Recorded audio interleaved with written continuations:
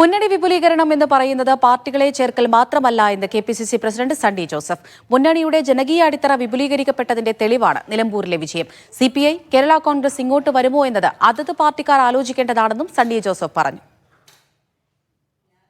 മുന്നണിയുടെ ജനകീയ അടിത്തറ വിപുലീകരിക്കപ്പെട്ടതിന്റെ തെളിവാണ് നിലമ്പൂർ തെരഞ്ഞെടുപ്പ് ഫലം.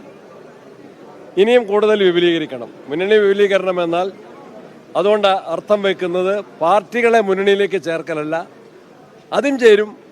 അതിന് മുന്നോടിയായി കൂടുതൽ ജനവിഭാഗങ്ങളെ അവരുടെ എല്ലാം വിപുലമായ പിന്തുണയാണ് മുന്നണി വിപുലീകരണത്തിൻ്റെ രാഷ്ട്രീയ അടിത്തറ.